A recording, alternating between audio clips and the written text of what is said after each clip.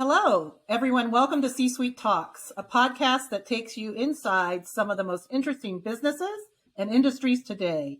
We explore career success and how we can make a difference. We invite you to join us on this journey, and welcome to C-Suite Talks. I'm Beth Hilbing, co-CEO of C-Suite.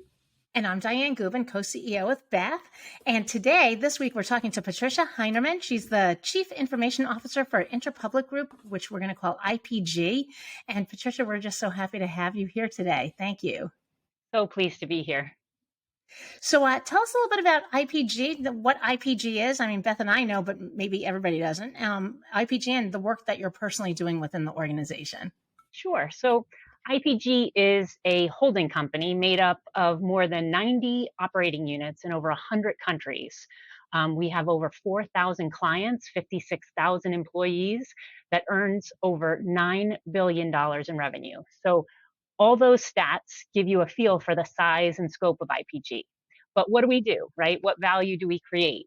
We help companies market their brands with creative solutions, media buying and placement through digital and data solutions, advertising, public relations, event planning and management. We create ideas, messaging, storytelling that's data-driven to help companies sell, grow, and make their mark on the world. We're a values-based, data-fueled, creative-driven, and we put our people first, our talent, as well as our clients and our consumers as well, and our clients' consumers. Inclusion, diversity, sustainability define us. We aim to deliver meaningful impact for our brands, people, and community.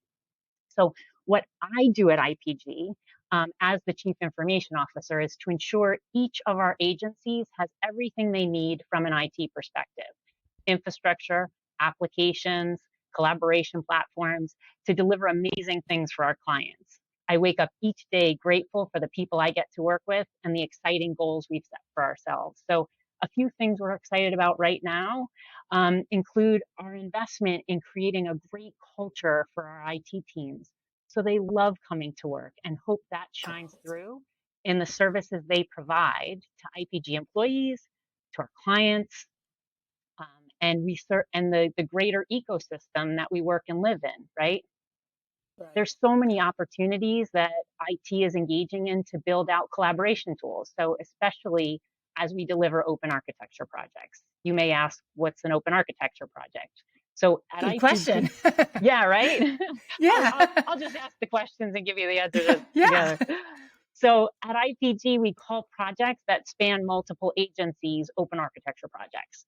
It's where we have multiple agencies from various different global locations bring their competencies together to deliver great design, innovation, brilliant solutions across the portfolio of products and services that we offer. We want IT to be an enabler of that, right? To the success of these project teams, make the business and client experiences streamlined, agile, and flexible. We're also excited in IT about our contribution to ESG goals as we look to understand IPG's carbon footprint, our supply chain emissions, and set goals and set up respective initiatives to improve over time.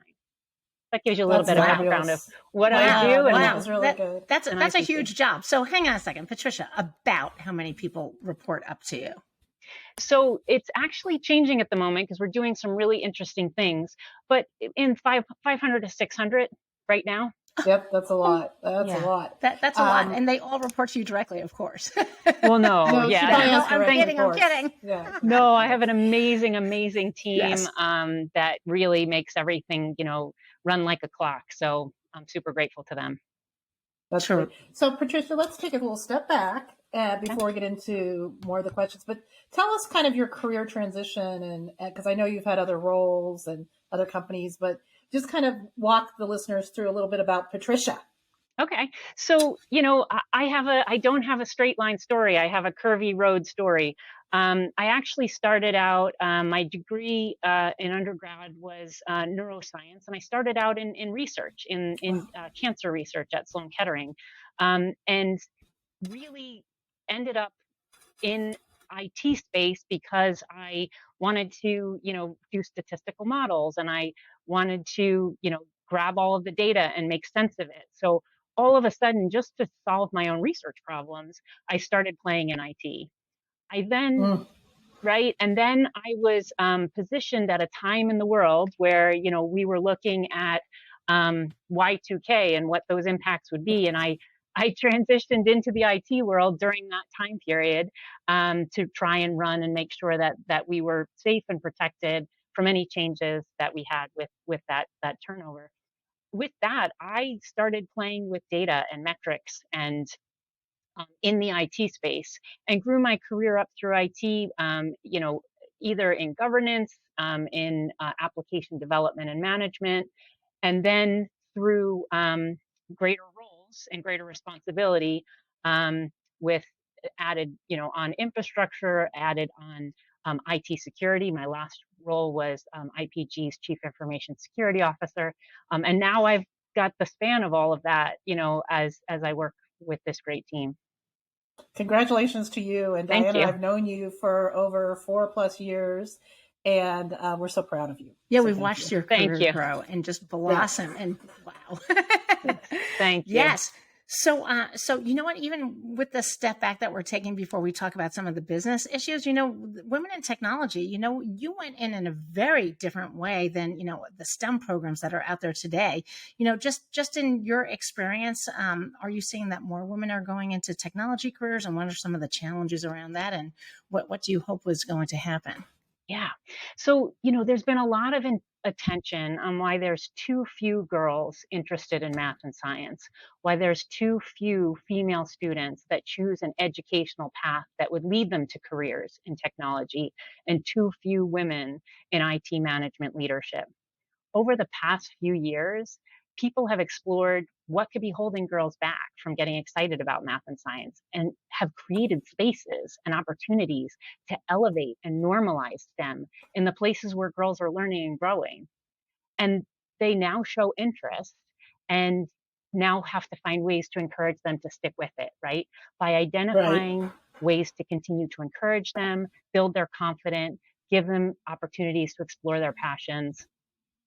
And, as we consider as young women enter their careers, they're in IT, we have to think about, how we not force them to make either or choices between work and caregiving or other important life Mhm. priorities, whether it be children or, other priorities they may have in their life, and committing to development, mentoring, and advancement of women's careers.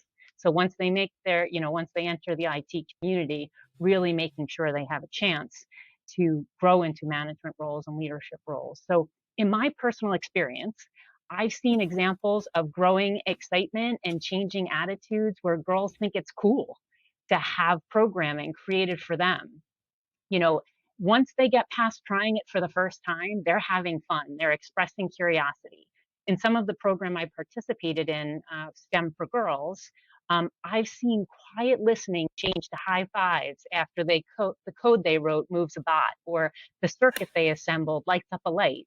And during Q&A, hands are raised high to ask questions. So Oh, that's I great. see it, right? I Yeah. see the shift. I'm hopeful, that we're seeing, because we're seeing more interns, female interns, join our IT team, right? And as women find each other in networking groups like C-suite, right? to Right. Right. Exactly. right to share their experiences, their lessons learned, tips and tricks.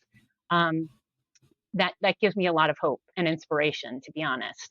I see tides changing. I feel incredibly fortunate to be alive and contributing at this time in history and to help form what could come next. I think women are here in IT. They're making incredible contributions, and it feels great. So I think maybe she just froze a minute there. So we'll just pause and see Wow, if she comes Patricia's doing back. unbelievable work. Yeah.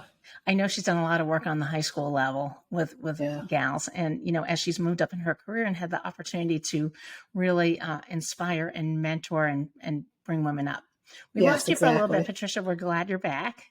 Yeah, that's fine. Yeah. Yeah, no worries. Diane and I just kind of filled in the gaps. we filled in the gaps for you, right? We talked about how we know that you've been mentoring on the high school level, etc. So let's transition over to what do you think the current events are that are impacting companies today? We're coming out of COVID here. We're going back to the office. A lot of people are working remotely. Are most of your team remote, or is everybody back in the office? And what do you see as coming down the pike? Especially as you have a very long commute. Do you think people are going to keep doing that? Yeah, we are doing a little bit of both. I think people are still trying to navigate it, right? I think we are definitely getting people into the office for collaboration and actually, to be honest, to see each other again and get all the good feels you get by seeing each other in person. So a lot of that is happening. Whether, is it 5 days a week? No, not yet, right? And maybe not ever. I don't know. We're navigating that. So there's very strong feelings, as we navigate back to office versus a full remote work. I think it is important to build trust that we have time together in person. Mm-hmm. Again, does it have to be 5 days a week? Maybe not. But I think we'd be missing something really important if everyone stays 100% fully remote. There's debates, right, regarding masks, vaccines, testing, commutes, childcare. Before March 2020, this was much easier to navigate. Our boundaries were clearer, but now we live in a time with a lack of certainty. It can be really unnerving for some people. And we're dealing with a ton of mixed feelings at IPG, and I'm sure everywhere, right? Right, correct. Yeah. Right. Which brings us to human capital management, just as a theme. I mean, well, and you have all this unclarity. I know, at Boeing, you have the local government, you have the state government, you have the federal government, all the different rules and regulations and what's current and not current. And then you have it's a lot to keep track of, right? Yeah. And I think people have really been incredibly resilient over the past 2 years. And as we try and navigate it, I know some people get frustrated, but the resilience has been amazing. And I think that, IT, we feel like we helped keep everyone online. We introduced new tools to keep things running at home. Right. So we know that we can do it. And I think everyone has proven that they can be trusted with the responsibility of working remotely, right? But human connection is so critical to how successful we can be. We can't expect to achieve as much as individuals alone than we can as a group, right? Making shared decisions, which go much faster, are much more effective if we have a culture of trust. We can't legislate trust, right? We need to create space where it can be fostered. And we're not just going for like this neutral lack of mistrust when we say trust. We're really looking for further along the spectrum where we have teams that can share vulnerabilities and work them out together, right? That's the trust we're going for. And that's really hard to do remotely. It's really, definitely. Yeah, it's easier to do in person, right? Yeah, especially in a larger team, right? Teams, yeah. I mean, I know personally, and I don't know Diane, but I like to go into the office. I like a structure. I don't need to be in there every day, but at least a half day or I go to my office every day. I'm here right now. You're at your home. It was actually a pretty easy commute today. Yeah, and you have furry friends. I have a lot of furry friends with me. So, Patricia, can you expand on the potential for technology growth and kind of where you're looking at and seeing technology? For the workplace? So this lights me up, right? This is I get super excited about this. So if you think about the introduction of the internet, right? It started with academic pursuits. And then business use cases were added. So think about Amazon selling books online. That turned us into what we have today, which is Web 2, right? That experience we have and today. fewer bookstores. Yeah, true that. So, where companies and anyone can create a web presence to share information, sell things, etc. We are now seeing the first prototypes in Web 3 and the Metaverse, where you can have a 3D experience with virtual reality or augmented reality. So when I say virtual reality, think of a case where someone doesn't just sit in front of a computer screen, but where they don a headset, right, over their eyes with audio, where they can turn their head or move their hands to interact with a website or a game, right? Augmented reality is where you might go out, walk around a city, receive cues or directions on where you're going, restaurants nearby if you're hungry, or for an IT example, imagine you could look in a server room at all the wires, and that they're now digitally labeled as you look at them. So this Yay. is right. Imagine. I've labeled wires before in my past. Imagine that the whole thing is digitally Yeah. labeled, and as you do your patching, it Right. dynamically changes, and it tells you where which port it's in, and it tells you where it's going. So really, there's so many use cases that augmented reality could really be exciting. So what I find most exciting about this space is not so much the visual 3D experience, which I expect is going to thrill some people and leaves others thinking like, I don't get it, not sure if I would use it. I've heard people say, I'm good, a headset, It's like too what? much. Yeah. Yeah. Yeah. However, I think the thing I'm really excited about is the overlaying and connecting of data and systems that are not yet connected, right? So think of an architecture drawing of a house where you can see room layouts, and then you overlay the electrical layout, and then you overlay the plumbing, then you overlay the furniture layout, right? I only care about the furniture level. I know, I know, right? But Right. imagine what this could do where you have connections to other non-connected things for urban planners, policymakers, advertisers, right?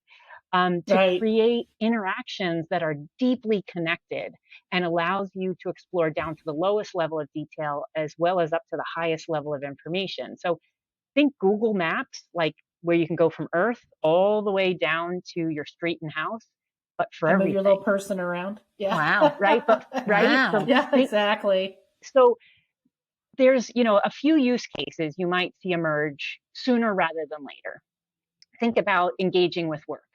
Rather than getting on a call, you might be invited to an office location in the metaverse where you get to create an avatar of yourself, navigate to a front desk, back to a conference room, like a video game.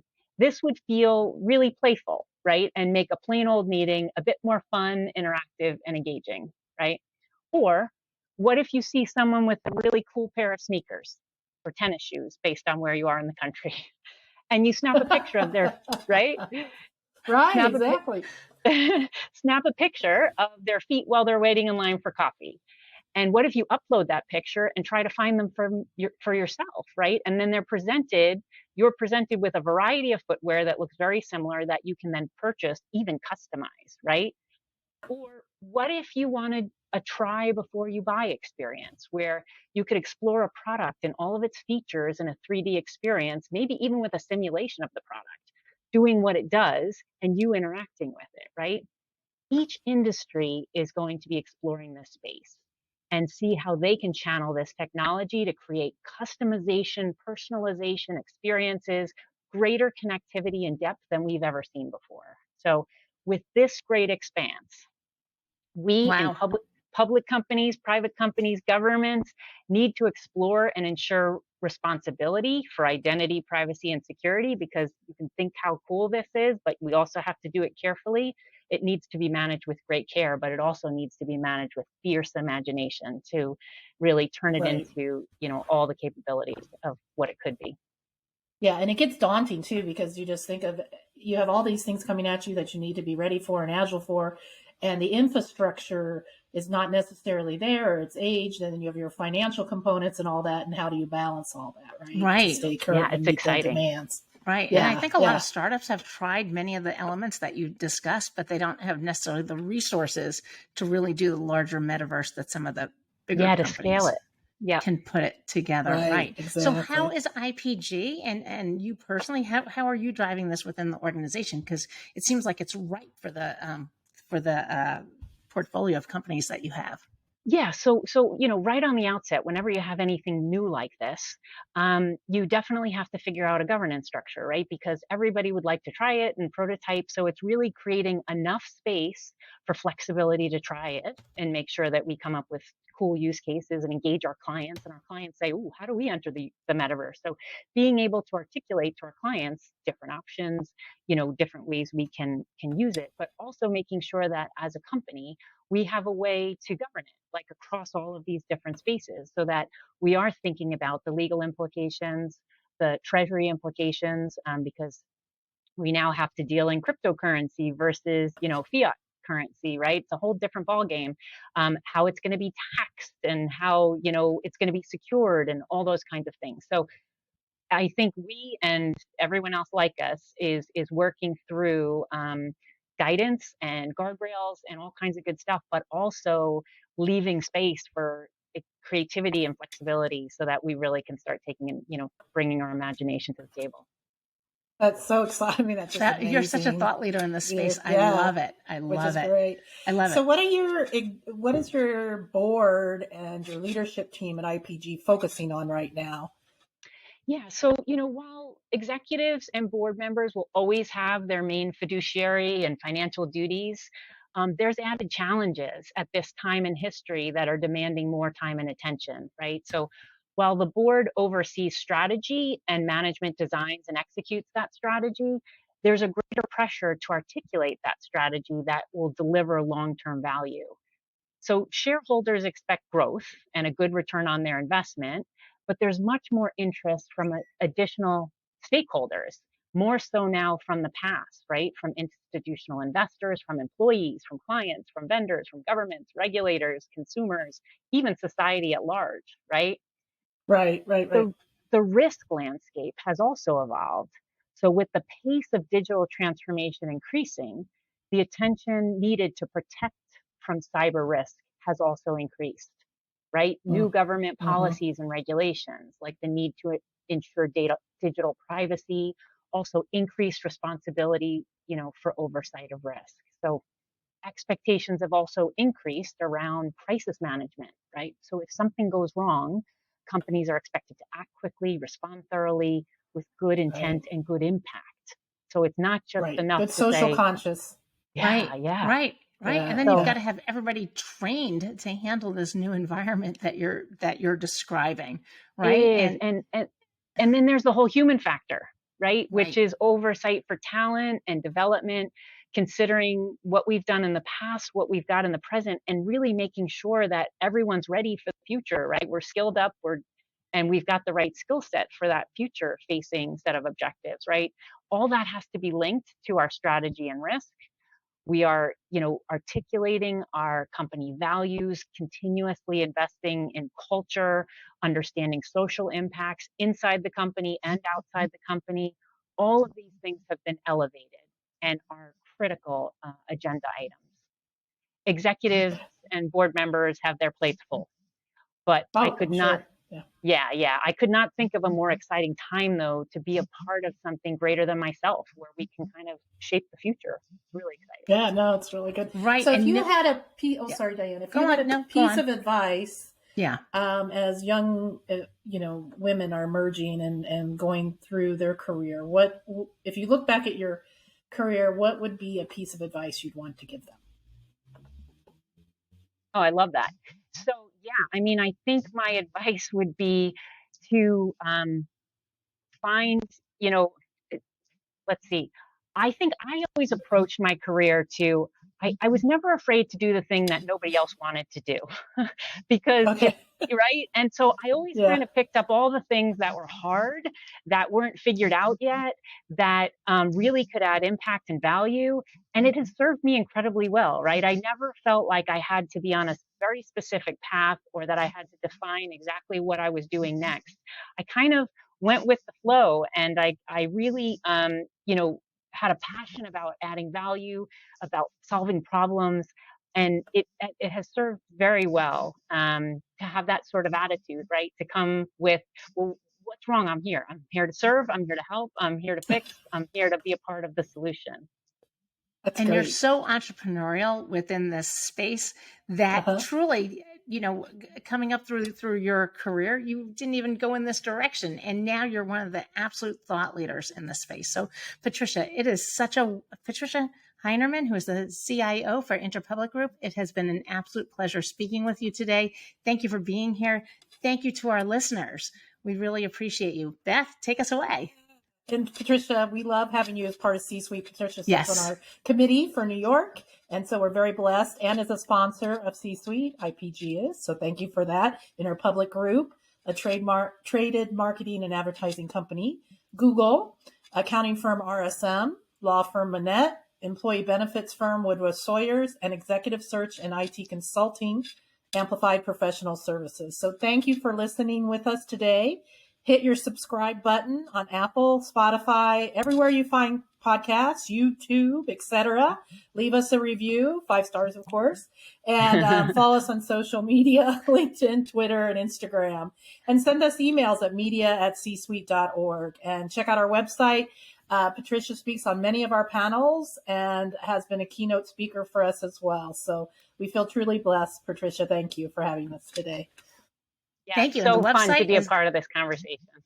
yeah, and our website is www.csuite.org. And yes, Patricia, we love having you. Thank you. Thank you.